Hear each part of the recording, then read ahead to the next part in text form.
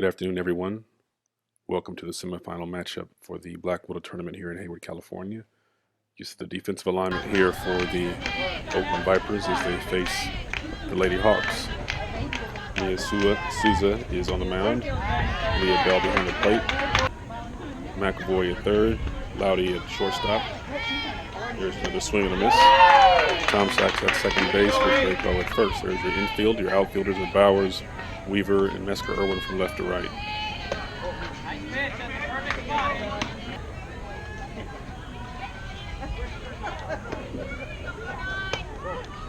Ball 2-2.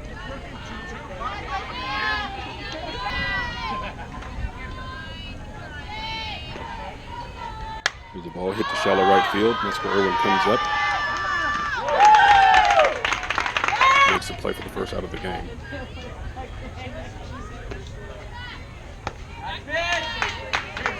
Swing and a miss, strike one.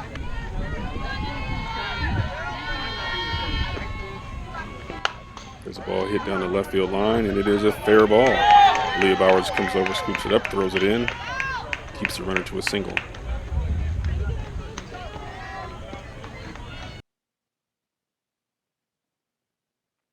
You see the backup here by center field and right field. That's very important.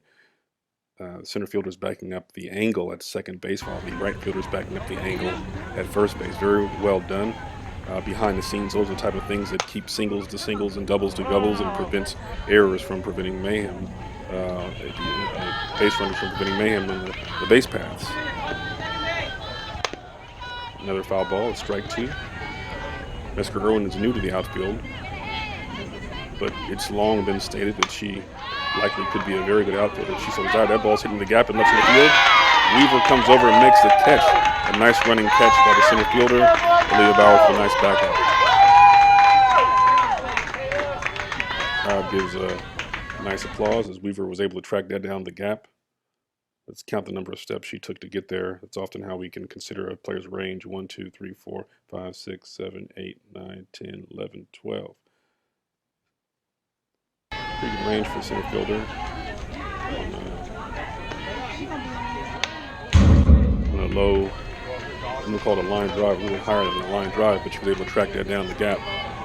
Also, knowing that play was Leah Bowers backing up well. The runner takes off at second base. Ball looks to be there in time, but no. It's called safe. Let's take a look at a snapshot of the actual moment of the tag here.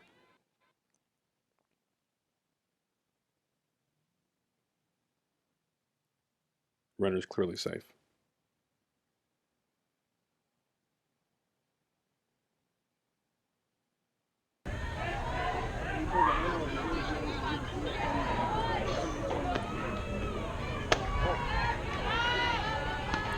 Now the runner on second base.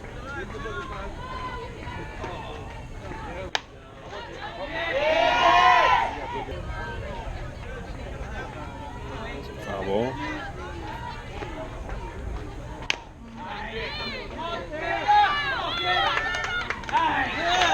Ball grounded to second base. Tom Sachs gets it, scoops it up, throws it over to Rayco at first to put out the small threat for the Lady Hawks. You see she approaches the ball, she charges it, and then Rayco is able to make a nice stretch to get there, to get the runner at first. Also,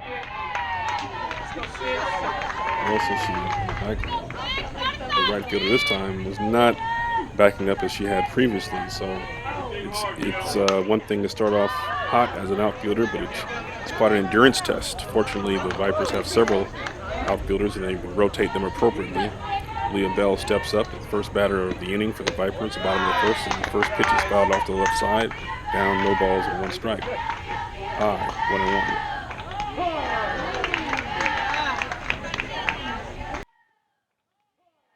1-1. Nice changeup. 1 ball, 2 strikes. That ball floats right in. Bell's not looking at the pitch, he's looking at the pitcher. And unfortunately, that changeup drops right in for a strike.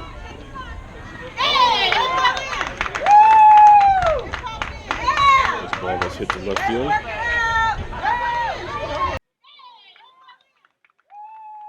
Can't tell if that was foul or fair, but the umpire called it fair. Called it foul very quickly. seem to be very decisive with their calls, taking another look to see what happened here. The ball lands. Looks to be fair. So Blue may have missed that call. Can't get them all. On to the next pitch.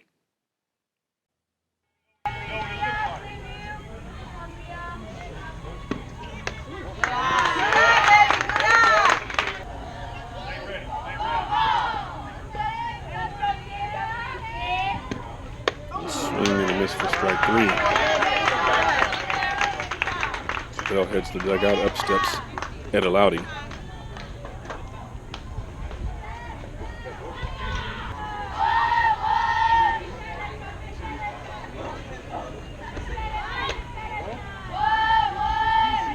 Etta and a few of her teammates went to a homecoming dance yesterday and last night, and so the team is happy to welcome her back today and hoping that there is no ill effects from the dancing that likely occurred last night as the kids enjoyed themselves. A freshman year at high school is a special time, and so the team was supportive as they went off and had a little fun, and now today they're back and hopefully ready to compete.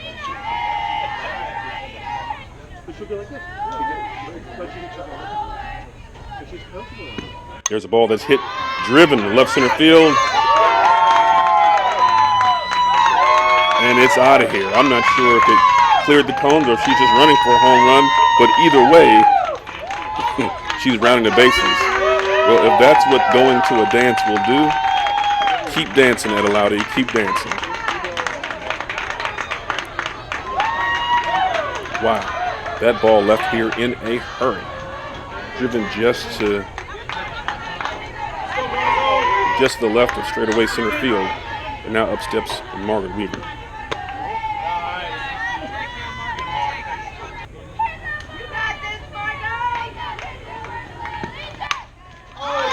Ball hit down the left field line. Weaver's going to stretch it to 2. She goes for it, and she's easily tagged out. I'm not sure what happened to that play. Weaver seemed to think that she could stretch that into a double. It was hit down the left field line. Let's see what happened. As she's coming down the first base line, see her coach is pointing towards second base. Weaver seems to take off, and it seems like if she keeps her speed, she'll make it. But watch right here. It seems as though she slowed down right past the umpire, and that right there, she slowed down there and had to get her momentum back. By then, it's too late. And she was thrown out easily. To make those aggressive plays, you've got to be very, very aggressive from beginning to end. Unfortunately, Weaver was not. She thought about it, but her body didn't cooperate as it slowed down just a hitch before she kicked it into high gear.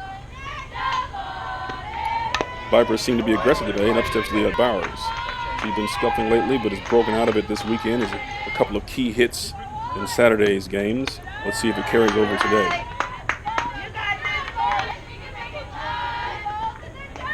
She's been putting in a lot of extra work to get her swing back.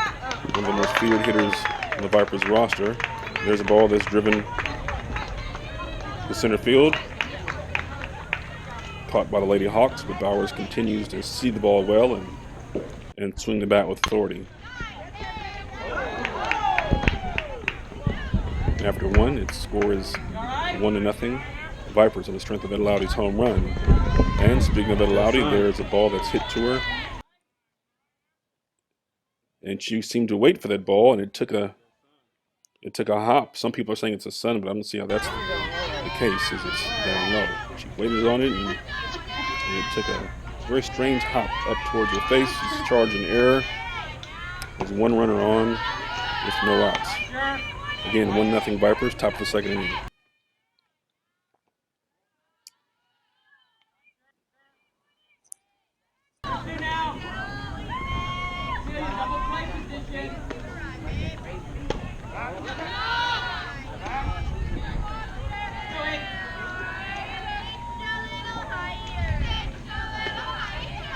Two balls, no strikes.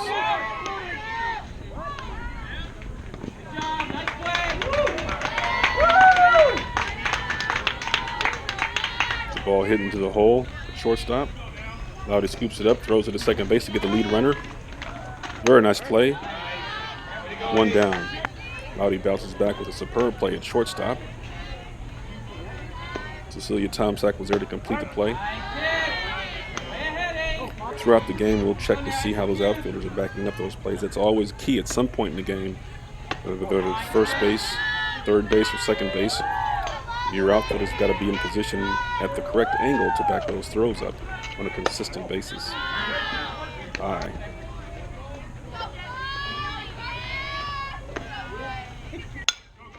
Calls for it high. It's thrown high for a ball. Klein likes to mix up the locations of pitches. There's a ball driven into the hole at shortstop. Loudy gets it. Decides to eat it. There really was no play at that point unless she went to first base. You may be able to see. By the time she got the ball there to throw, this is the position of the runners. Too close to second base and maybe 4 or 5 steps away at first. Would have been a very difficult play. She decided to eat it. There's a ball hit to center field. Weaver gets the ball. Comes up throwing. Reaches home plate. Where she tries to prevent the runner from running home. So now they were able to stop that runner from scoring on a base hit, though she was standing at second base. But now you've got runners at second and third in the heart of the Lady Hawk lineup coming up. Ball inside.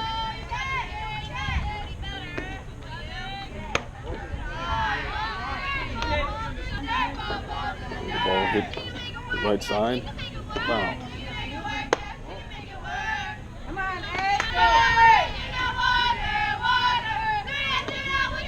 Low and outside.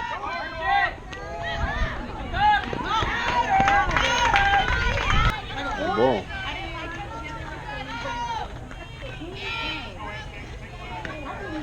There's a ball hit to right side. Tomczak. She is able to get one at second base. It's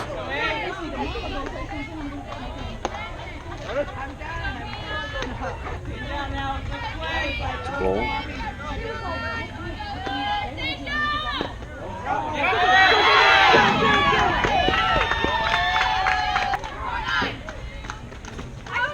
Strike the runner. The batter seems a little bit surprised by that call. Ball. The runner's coming, crashing home, and score standing up.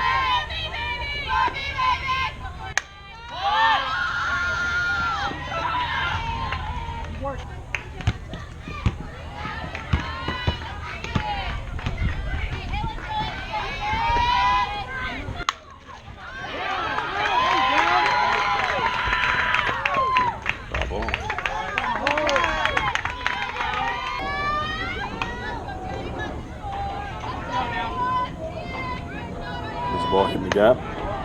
Bauer scoops it up. Drives in another run. Lady Hawks are up 3-1.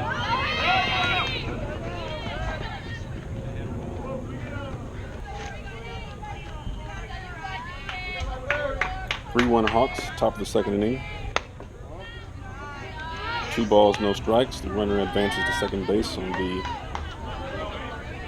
scores a wild pitch.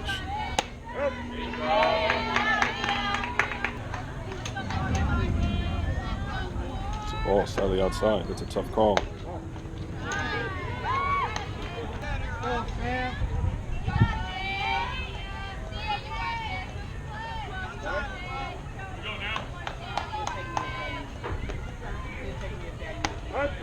Strike in the outside corner.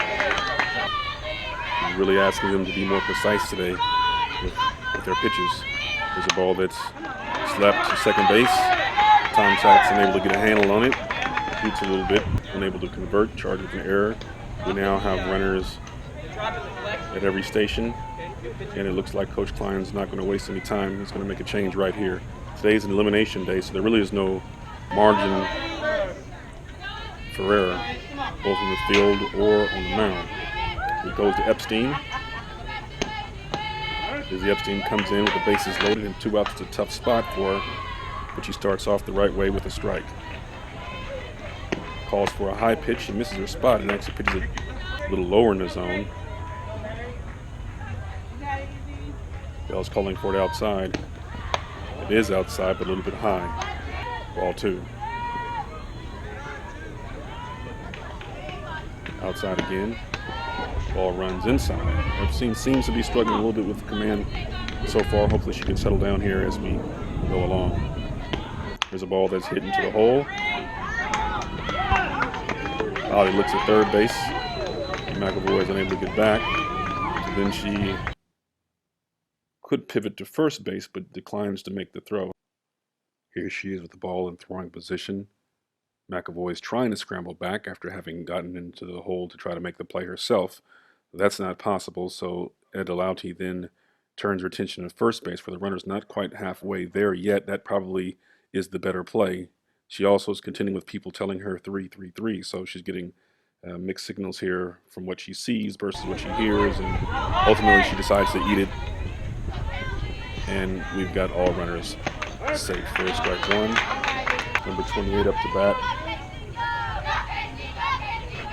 With that run scoring, Lady Hawks are now up 4 runs to 1. And the Vipers are desperately trying to get out of this second inning. Ball gets away. And the runner crashes to third base. And she's out. What a nice play by Epstein to Bell.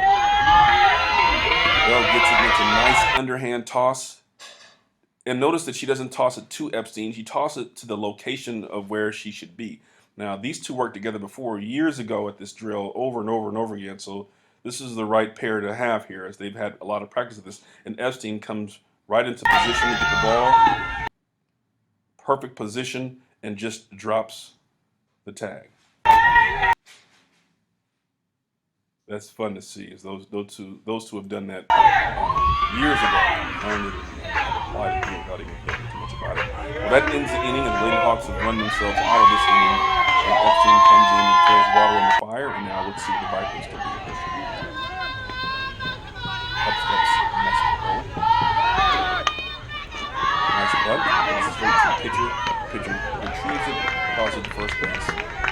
It was a very nice bunt. It just was directly to the pitcher. If she had put it to the left or the right, it probably made it. That's time from her first step at 0 seconds to her last step on first to first base, 3.17 seconds. And we'll do when we have close plays like that, we'll time the runners so that we can see, what their speed is like at first base. We really want to get 3 seconds or faster, if at all possible. Anything below 3 seconds is considered what colleges look for in terms of speed. She was 3.17 seconds on the line, and almost safe, but not quite. Again, that button was just a little bit too directed towards the pitcher. Reiko gets the ball down to shortstop and throws it over for the second out. Quickly, there's 2 down here. Now let's time Reiko. From her first step out of the batter's box, we're at 0 seconds, and then let's see how long she takes. 3.25 seconds. 3 1/4 seconds to get from home to first. Those who know Sophia know that she's got very good speed when she hits that last gear. There's got to be another gear there, and hopefully she'll develop that speed and be able to use it and apply it when she's running those bases. Up steps McAvoy. We've got a quick 2 outs here in the bottom half of the inning. Strike 1 from Lamar McAvoy. There's a nice change. Wow, this pitcher really has a nice change. I'm not sure if that's a change or a drop. It really does. It seems to freeze the batters. 2 strikes on her. The ball is thrown outside. And so we've got 1 ball and 2 strikes. With 2 outs. The next pitch. McAvoy fouls it back. Still remains at 1 ball, 2 strikes. And the next pitch is coming. Again, she fouls it back. Swing and a miss. McAvoy goes down swinging. Let's take a look at that again. She swings underneath the pitch. So the 3rd strike.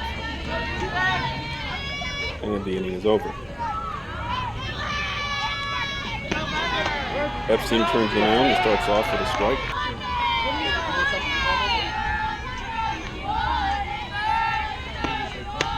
Ball high.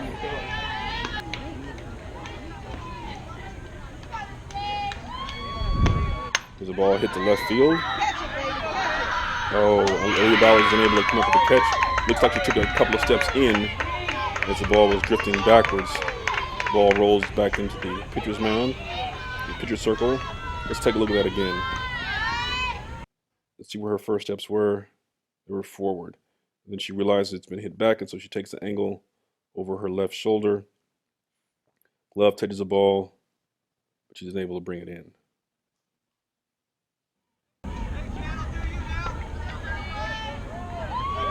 Runner on second base. Up steps number 28. Ball's hit to shortstop Etta Lowdy. She throws the ball in the dirt. Sophia Reiko, who's unable to come up with it. Metzger Irwin is not there in time to back up, and so the runner advances to second base. So we've got an error here on the throw by Lowdy, and then our right fielder seems to have taken a leisurely pace over to back up first, and because of that, she's not quite there in time for the backup, and so that gives the additional base. So Epstein has faced two batters and given it contact, but by all rights, there should be two out. Up steps number 18. 1 ball, 1 strike.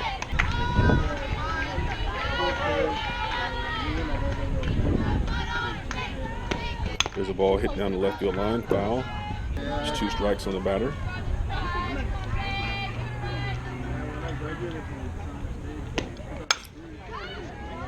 Ball line deep to left field, but also foul. 1 ball, 2 strikes. There's a ball hit to the right side. Sophia Reiko gets the ball, and our runner scores. Coach Klein is saying, "Look the runner back. You can't let that runner score." Let's see what happens. Here she gets the ball, and at this point she's looking at third base. There's no runner in the picture, so the runner at first, coming to first, isn't there yet, and the runner at third base has committed. You see her arms in motion. She's committed, and she hasn't left very far from the bag. There's a lot of runway there for Reiko to make that play at home. Instead, she turns her back to the play, goes to take the safe play at first base, and then still there may be time. The runner looks to be about 4 or 5 steps away from home plate. 1, 2, 3, 4, 5 steps, but Reiko chooses not to engage that runner. Instead, throws it back to Epstein. The score is now 5-1. There's 1 out, thanks to that put out at first base. And up steps number 34.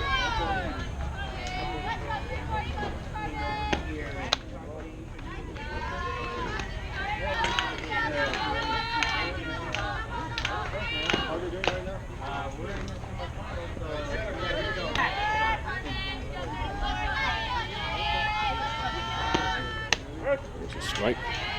Looking, 3 balls, 1 strike. There's a ball hit hard. Tom Sachs under to get it. Weaver races over, gets the ball, throws it in. There's a clean single. I mean, Tom Sachs could have dove for the ball, but it's unlikely she would have been able to get that runner even still. Score 6-1 Lady Hawks, and they're beginning to pull away here. And I think, given the fact that it's an elimination game, it's quite likely that Coach Klein is going to have Epstein on a short leash here. Got Metzger Irwin in the field. He can switch her in, as well as the ball inside, as well as Cashinovo, Reiko, and Cheney still in the bullpen. Strike in the middle. Whenever there seems to be some challenges going on, you tend to dial up the fastball. Another strike. You'd rather let them hit the ball than continue to walk.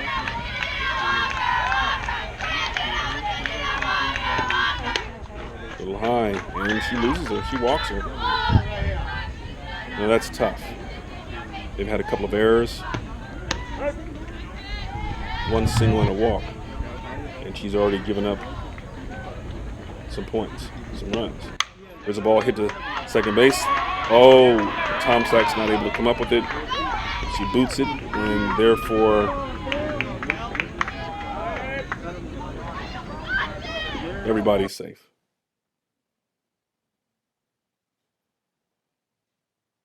The ball's there in time where she can go to second base or to first base. As you see, Lowdy steps over, but Tom Sachs not quite able to get the handle on that ball.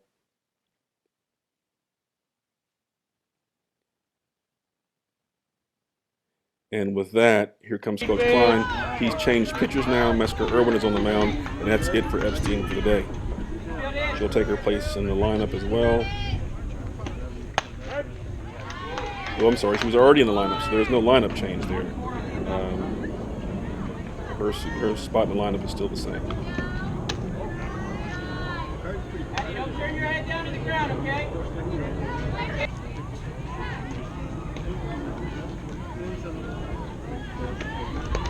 Ball gets away from Bell, tosses it to.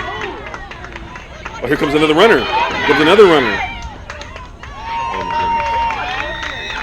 It looks like Mesker Irwin lost a little bit of focus there as the runner came crashing down. The runner at third base, you see there's a commitment. As soon as that coach sees that she's not being very energetic, he sends the second runner, and she's safe. I'm not sure what happened there, why the players were walking instead of hustling towards those balls, but the score is now 8. I'm sorry. The score is now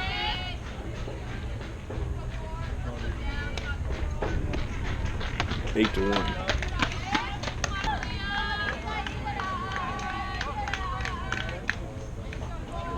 And so far this inning, we've had 1 hit.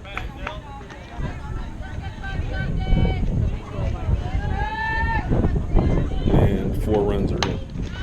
There's a ball hit to pitcher.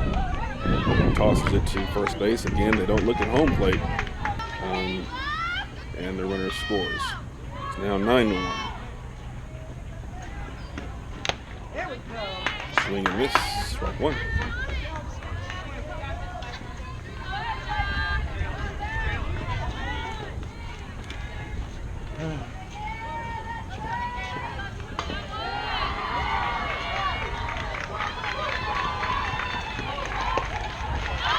Ball's in the dirt.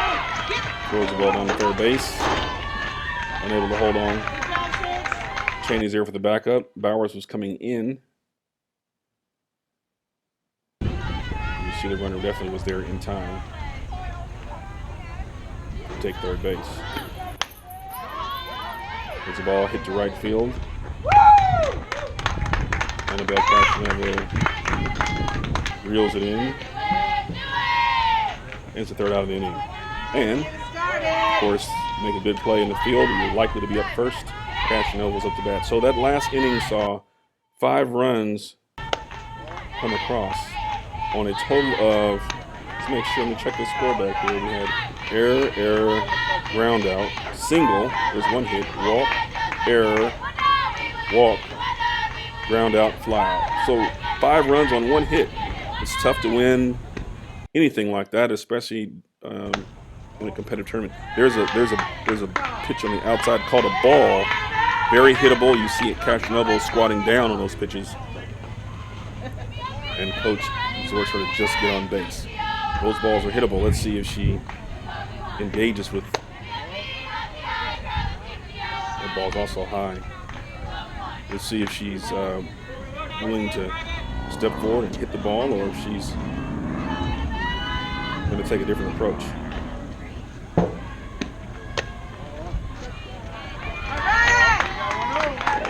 Again, there were 3 balls there that were very hittable, but Cashinello, for whatever reason, it chose not to swing at those pitches. And she's rewarded with a walk. Down to first base she goes. Up steps Tomczak and fouls the first pitch back. Strike 1. After Tomczak, we have Bell, Loudy, and Weaver. There's another foul ball for strike 2. Cashinello still at first base. There's a pop up to first base. A nice play there by number 18, a diving catch. Very nice play. So we've got 1 down. And up steps Leah Bell.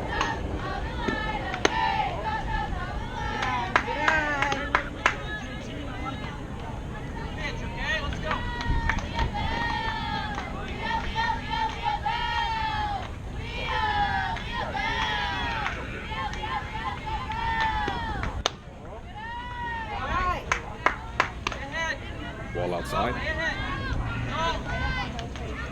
2 balls, no strikes.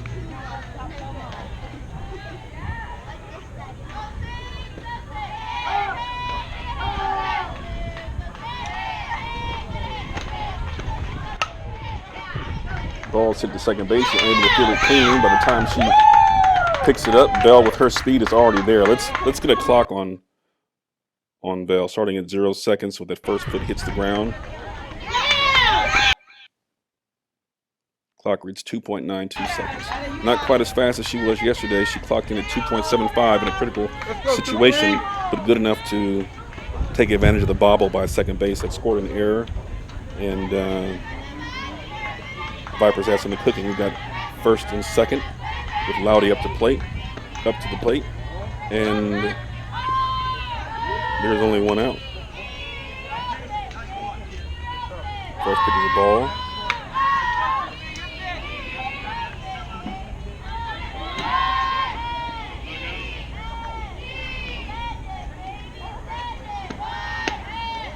Ball 2. Now she's way ahead, so let's see if she zones in where she wants to pitch. Coach Klein reminds her. Way ahead.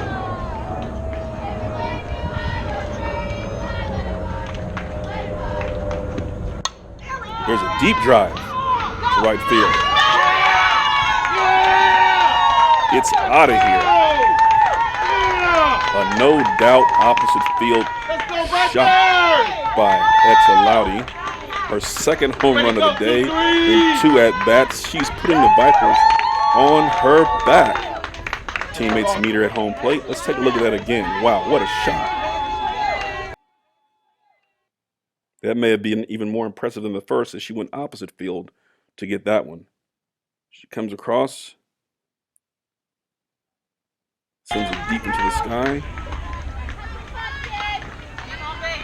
And there was no doubt about that one. As soon as it left the bat, and up steps Weaver. They've got a bit of a murderer's row here. With their 1, 2, 3 hitters, it's tough to navigate. And so they've been able to begin to claw their way back into it. As Weaver sees ball 1, the Vipers are down now 9-4 in the bottom of the 3rd inning. With 1 out. Weaver has 1 hit on the day. There's ball 2. Again, a very hittable pitch.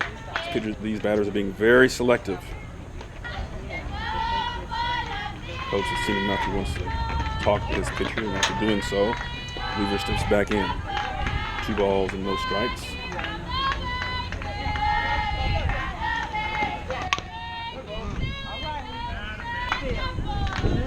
Foul ball just off that pitch. Put a very good swing on it to let you know that she's adjusted or adapted to the speed of the pitcher. Let's see what they dial up here. There's a nice solid hit up the middle. The pitcher did a little bit of a dance move to get out the way of that shot. Now the Vipers are back in business again. They've got a runner on first base with 1 out. Still down 9-4. Up steps number 41, Aaliyah Bowers.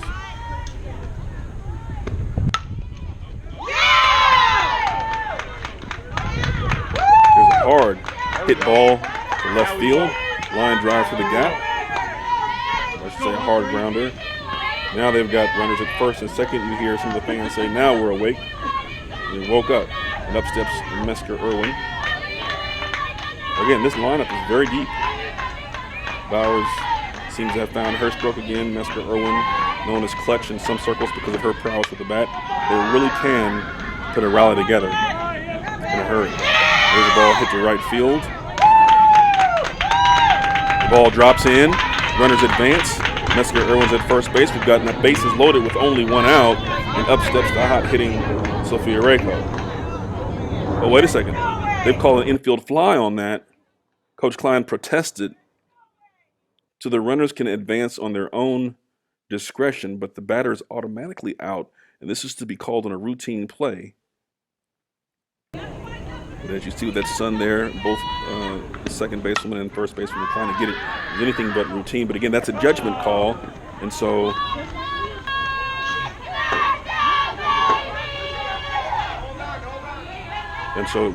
it can't be contested. Rayco comes in and hits it nearly the same place. It's a foul ball. Runners at first and second. There's a ball hit off the pitcher for a clean single. Runner scores. It's 9-5 Vipers with runners at the corners.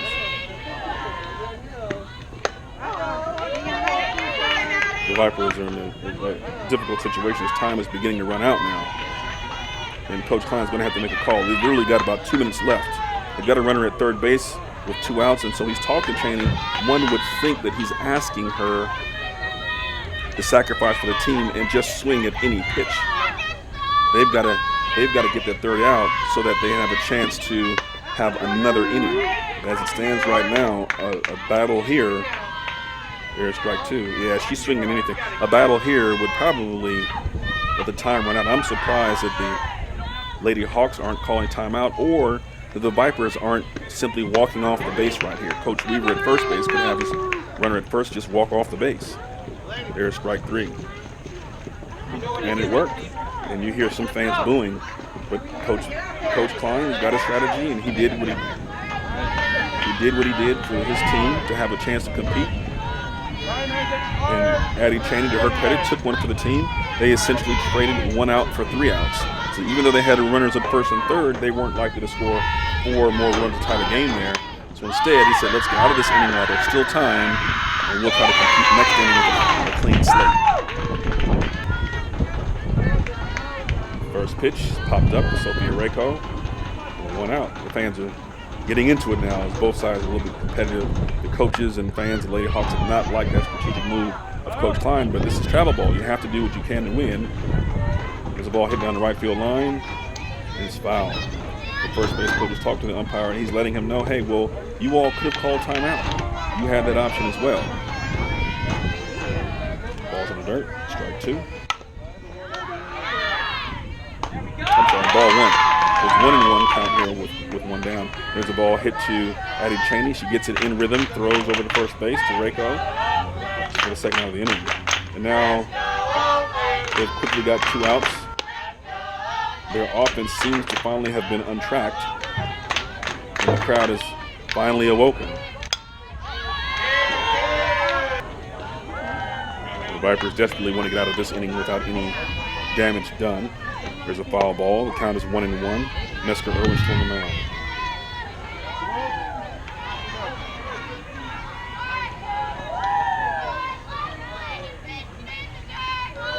Two balls, 1 strike.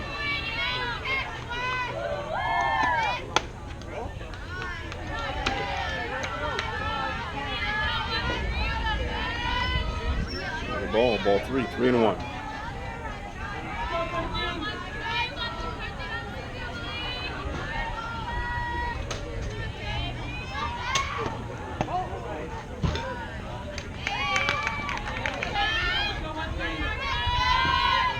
4. Looked like it hit the batter, but it didn't. It was simply ball 4. So now they've got a runner on first base with 2 outs. Number 34 is up to bat.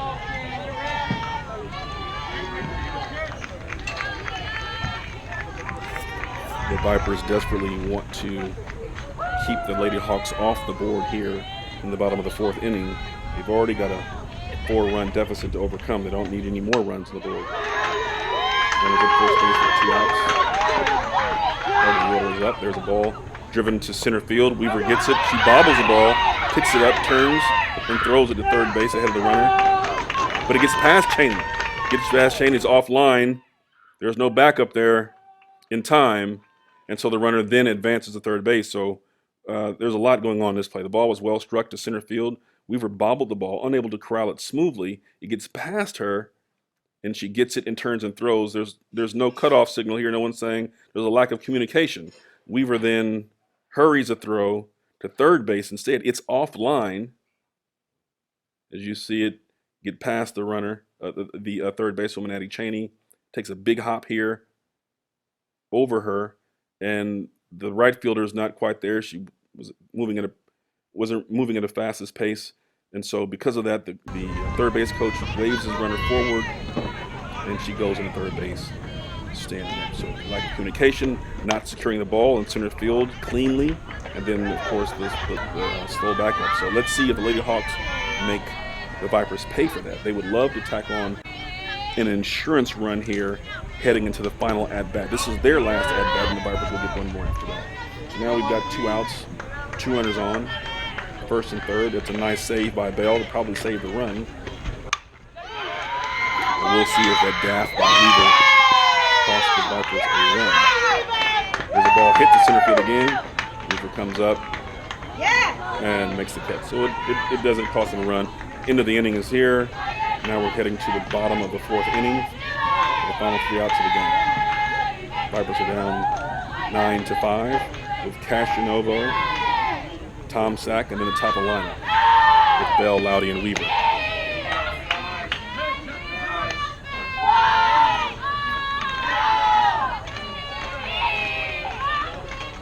You hear the crowd involved in the game. The intensity in the dugout is there. Now, I'm not sure why it wasn't there in the beginning of the game. It's a little late now, but better late than never. You can hear the Vipers beginning to pick up the intensity. Down by 4 runs and heading into the last inning. There's another ball. Oh, we called it a strike. An inside corner. And he gave it to the pitcher. They were a little bit off the plate. So we got a 1-ball, 1-strike count to Castanovo.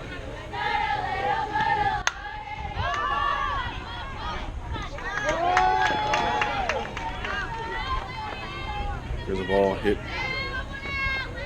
to the shortstop. Can of corn, which basically means it's an easy play for the fielder there.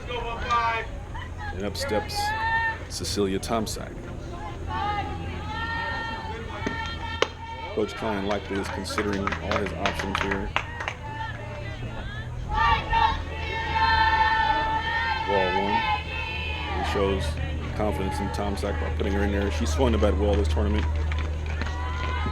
He also has Burger Moody on the bench as well as Brill and Pratt Chapman. He can turn to several players who produced well over the years, over the seasons.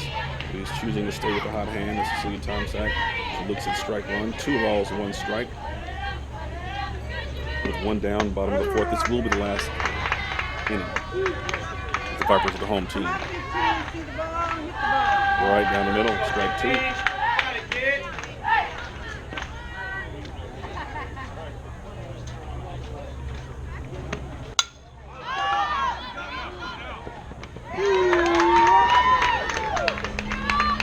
There's a ball hit.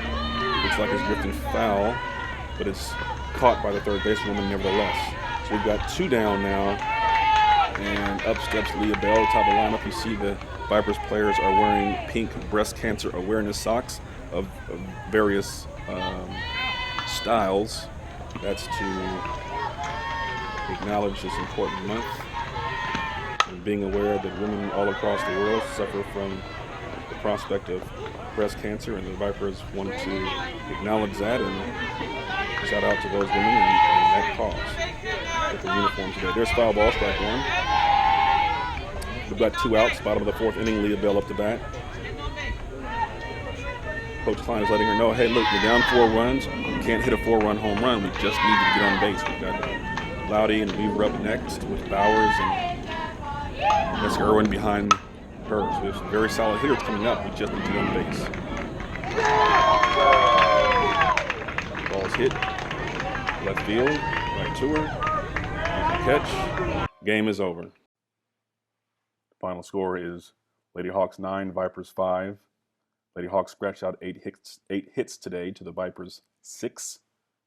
The Vipers also had 6 errors to the Lady Hawks 2. Now that was likely the deciding element in the game, as the Vipers were unable to counteract those errors. In fact, they only gave up 3 earned runs on the day. Defense usually does determine the outcome in tournaments like this. So even though they got 2 home runs from Etta Loudy, the Vipers fall 9-5 to the Lady Hawks.